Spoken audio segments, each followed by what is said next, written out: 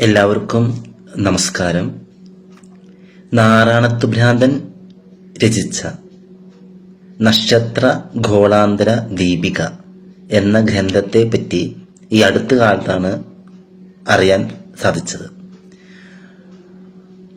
ഷൊർണൂരുള്ള എഴുത്തുകാരനായ പ്രദീപ് മേക്കാട് അദ്ദേഹമാണ് ഇങ്ങനൊരു ഗ്രന്ഥത്തെ പറ്റി ആദ്യമായി സൂചിപ്പിച്ചത്. ഇങ്ങനൊരു ഗ്രന്ഥമുണ്ട്, അതിനെപ്പറ്റി കൂടുതൽ എന്തെങ്കിലും അറിയൂ എന്ന്. അപ്പൊ നമ്മൾ അതിനെപ്പറ്റി കൂടുതൽ പലരുടെയും അടുത്ത് ചോദിച്ചപ്പോൾ എല്ലാവർക്കും അറിയാം അങ്ങനെ ഒരു ഗ്രന്ഥമുണ്ട്. അത് നാരായണത്തു ഭ്രാന്തൻ രചിച്ചതാണ്.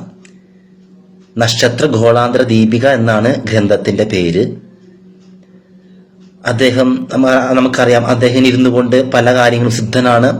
നക്ഷത്രങ്ങളെ നോക്കിക്കൊണ്ടും സൗരയൂഥത്തെ മറ്റും സൂര്യനെയും ഭൂമിയെയും ചന്ദ്രനെ പറ്റി ഇങ്ങനെയെല്ലാം അദ്ദേഹം പറഞ്ഞുകൊണ്ടിരിക്കുന്ന ഒരു കാര്യം, സത്യമായ കാര്യങ്ങൾ പറയുന്നു.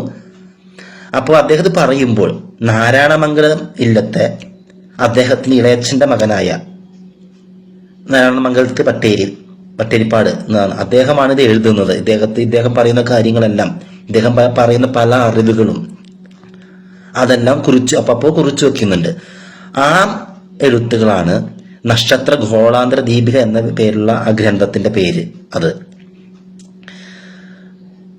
അദ്ദേഹം സൗരയൂഥത്തെ പറ്റിയും നക്ഷത്രങ്ങളെ പറ്റിയും ഭൂമിയും ചന്ദ്രനും സൂര്യനും അവ തമ്മിലുള്ള അകലം ഇന്നത്തെ കാലഘട്ടത്തിൽ എന്തൊക്കെയാണോ ശാസ്ത്രജ്ഞന്മാർ കണ്ടെത്തുന്നത് അതെല്ലാം നൂറ്റാണ്ടുകൾക്ക് മുമ്പേ ഇദ്ദേഹം നാരായണത്തു ഭ്രാന്തൻ പ്രവചിച്ചിരുന്നു. ആ അദ്ദേഹത്തിന്റെ പ്രവചനങ്ങൾ അതായത് പറയുന്നുള്ളൂ. നമ്മൾ സൗരയൂഥത്തെ പറ്റിയാണെങ്കിലും നക്ഷത്രങ്ങളെ പറ്റിയും കണക്കുകൾ, ജ്യോതിഷം, ഇങ്ങനെയുള്ള പല കാര്യങ്ങളും അദ്ദേഹം പ്രവചിച്ചിരുന്നു. ഇത് ഇദ്ദേഹത്തിന് ഇളയച്ചന്റെ മകനായ നാരായണമംഗലത്ത് പട്ടേരിപ്പാടാണ് കുറിച്ചു വെച്ചിരുന്നത്. ആ ഗ്രന്ഥം അത് താളിയോല ഗ്രന്ഥമായിട്ട് സത്യത്തിൽ ഇപ്പൊ ആ ഗ്രന്ഥം എവിടെ ഉണ്ട് എന്ന് ആർക്കും നിശ്ചയമില്ല. അത് പുറം ലോകം കണ്ടിട്ടില്ല. അത് ആദ്യം കണ്ടിട്ടില്ല ആ ഗ്രന്ഥത്തെ പറ്റി, അതും കേട്ടിട്ടില്ല അതിനെപ്പറ്റിയും. അപ്പോൾ ഇതിനെപ്പറ്റി ഞാനും കുറെ അന്വേഷിച്ചപ്പോൾ ഞാൻ അന്വേഷിച്ച പല ആൾക്കാരും പറഞ്ഞു, ഇങ്ങനെ ഒരു ഗ്രന്ഥം ഉണ്ട്, പക്ഷെ അത് എവിടെയാണ് ഇപ്പോൾ ഉള്ളത്, നിലവിലുണ്ടോ എന്നറിയില്ല. അതോ ഇനിയിപ്പോ ബ്രിട്ടീഷുകാരുടെ കാലത്തൊക്കെ പല ഗ്രന്ഥങ്ങളും ഇവിടുന്ന് കൊണ്ടുപോയിട്ടുണ്ടോ, അതിൽ കൊണ്ടുപോയിട്ടുണ്ടാകാം, അങ്ങനെ കടത്തി കൊണ്ടുപോയിട്ടുണ്ടോ. അതല്ല ഇപ്പൊ പാലക്കാട് ഒക്കെ ടിപ്പുവിന്റെ ആക്രമണം നടന്ന സ്ഥലങ്ങളാണ്. അവിടെ അങ്ങനെയും ടിപ്പുവും പല ഗ്രന്ഥങ്ങളും കൊണ്ടുപോയിട്ടുണ്ടെന്നോ അല്ല കത്തിച്ചു കളഞ്ഞു എന്ന് പറയുന്നുണ്ട്. ആ കൂട്ടത്തിൽ ഇനി ഈ ഗ്രന്ഥം കത്തിച്ചു പോയിട്ടുണ്ടോ എന്നും അറിയില്ല. അപ്പൊ നമ്മുടെ ഒരു സുഹൃത്ത് വഴി തൊടുപുഴയിലുള്ള സുദർശനൻ സാറ് വഴി ആണ് നമുക്ക് ഈ നാരായണമംഗലത്ത് മനയെ പറ്റി ഇപ്പോൾ അതിന്റെ അവകാശിയായ നാരായണ ഭട്ടതിരിപ്പാട് അദ്ദേഹം ഹൈദരാബാദിലാണ്. നിലവിൽ മന പൂട്ടിക്കിടക്കാണ്. മനയുടെ നിലവറയിൽ അനവധി പുരാതനമായ താളിയോല ഗ്രന്ഥങ്ങളുണ്ട്.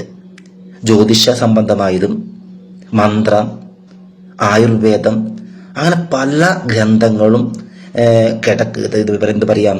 ജീർണാവസ്ഥയിലായിട്ട് ദ്രവിച്ചെല്ലാം ഉണ്ട് എന്നാണ് പറയുന്നത്. അദ്ദേഹം തന്നെ പറയുന്നുണ്ട് അവിടെ ഉണ്ട് എന്ന്. ചിലപ്പോൾ ആ കൂട്ടത്തിൽ ഈ ഗ്രന്ഥം നാരായണത്തു ഭ്രാന്തൻ രചിച്ചു എന്ന് പറയുന്ന നക്ഷത്ര ഗോളാന്തര ദീപിക എന്ന സൗരയൂഥത്തെ പറ്റി വിവരിക്കുന്ന ഗ്രന്ഥം അവിടെ ഉണ്ടാകാൻ സാധ്യതയുണ്ട് എന്ന് പറയുന്നുണ്ട്. അദ്ദേഹം ഹൈദരാബാദിലാണ്. ഇപ്പൊ ഏപ്രിൽ മാസത്തിൽ എന്തോ നാട്ടിൽ വരുന്നുണ്ട്. അപ്പോൾ ഒരു പരിശോധന നടത്താം എന്ന് പറയുന്നുണ്ട്. അതല്ല ഇനിയിപ്പോ അവിടെ അത് അവിടെ ഇല്ല എങ്കിൽ ഒരു പക്ഷെ അത് ഈ പറഞ്ഞ മാതിരി അത് നഷ്ടപ്പെട്ടിരിക്കാം, കത്തിച്ചു കളഞ്ഞിരിക്കാം ആ കാലത്ത്. അതുമല്ല എങ്കിൽ ഒരു പക്ഷെ തിരുവനന്തപുരത്തുള്ള പുരാതനമായ അപൂർവ താളിയോല ഗ്രന്ഥങ്ങൾ സൂക്ഷിച്ചിരിക്കുന്ന ഒരു ലൈബ്രറി ഉണ്ടല്ലോ തിരുവനന്തപുരത്ത്, ഒരു പക്ഷേ അവിടെ ഉണ്ടാകാനും സാധ്യതയുണ്ട്. ഒന്നില്ലെങ്കിൽ തിരുവനന്തപുരത്തോ ഇല്ലത്ത് തന്നെ അവരുടെ നിലവറയിലോ ഉണ്ടാകാൻ സാധ്യതയുണ്ട്. അപ്പോൾ ഈ ഗ്രന്ഥത്തെ പറ്റി കൂടുതൽ അറിയാവുന്നവർ, ഇങ്ങനൊരു ഗ്രന്ഥത്തെ പറ്റി ഇതിനെപ്പറ്റി വിശദമായി അറിയാവുന്നവരുണ്ടെങ്കിൽ അതിനെപ്പറ്റി അഭിപ്രായം പറഞ്ഞാൽ നല്ലതായിരിക്കും. അതൊരു പുതിയ അറിവായിരിക്കും പലർക്കും. കാരണം ഇങ്ങനെയൊരു നാരായണത്തു ഭ്രാന്തന്റേതായി ഇങ്ങനൊരു ഗ്രന്ഥം ഉള്ള കാര്യം പലർക്കും അറിയില്ല.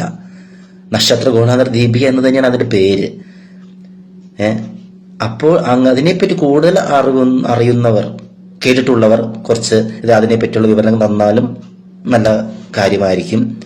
എന്ത് തന്നെ ആയാലും ഏപ്രിൽ മാസത്തിൽ ഹൈദരാബാദിൽ നിന്നും നാരായണ ഭട്ടതിരിപ്പാട് വരുന്നുണ്ട്. അദ്ദേഹം വരുമ്പോൾ നേരിട്ട് ഞാൻ പോകുന്നുണ്ട് ഇല്ലത്തേക്ക്. അപ്പോൾ അവിടെ ഒരു പരിശോധന അപ്പൊ ഉണ്ടെങ്കിൽ തന്നെ നമുക്ക് അറിയാനും കഴിയില്ല. പക്ഷെ അത് വേറെ എന്തോ മൊഴിക്കായിരിക്കുമല്ലോ താലോല ഗ്രന്ഥത്തിൽ എഴുതിയിരിക്കുന്നത് തന്നെ. അത് കണ്ടു കിട്ടാനും പ്രയാസമായിരിക്കും. എങ്കിലും ഒരു പക്ഷെ മനയിൽ ഉണ്ടാകാനും സാധ്യതയുണ്ട്. നന്ദി, നമസ്കാരം.